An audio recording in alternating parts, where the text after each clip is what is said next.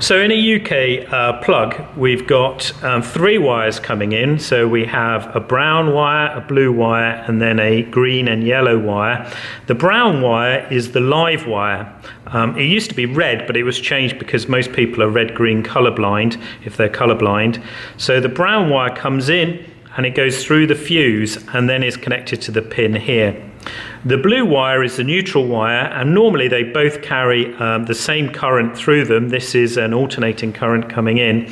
And then the final wire we have here is the earth wire, and that is yellow and green, and is connected to this top pin. And in the UK, all appliances have this earth wire unless they are doubly insulated.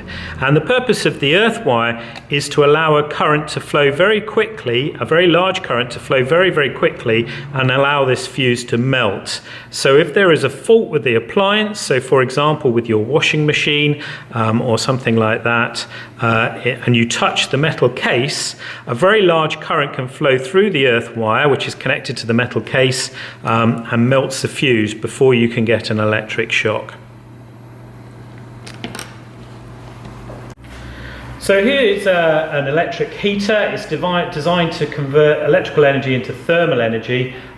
So all that's going in is the electricity comes in, it heats some wires which generates some heat, hot air, and the hot air rises and will warm the room.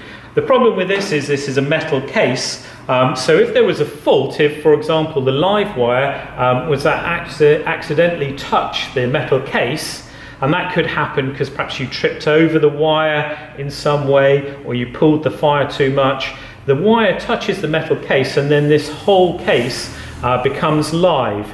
You'll notice it's sat on plastic legs, so the electricity can't flow here. So that's not going to melt the fuse because the current isn't going anywhere. And the first thing that would happen is that someone would come and touch the metal case and provide a route for the electricity to go from the live wire through their hand and arm, through their body and down into the ground, and that would give them an electric shock.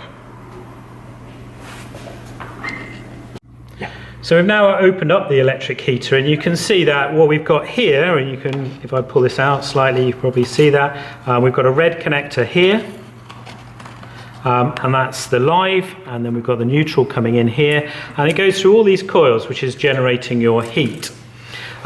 So the red and the black wire are connected, allow electric current to flow through all these coils, creating heat. But if one of these wires became loose, so if this live wire became loose and touched the metal case, obviously that could allow someone to get an electric shock. The third wire here, which is the earth wire, and you can see yellow and green, is screwed into the case of the heater, so screwed into the case of the appliance. And that means that if there is a fault and the live wire touches the case, then there is a circuit through the case, down the earth wire, into the ground. And the ground will accept a very large current, and that should be sufficient to blow the fuse and make the device safe. So just to say again, so if this live wire was to accidentally touch the metal case, the current would flow through the metal case, through the earth wire, and melt the fuse very quickly, which would make the appliance safe.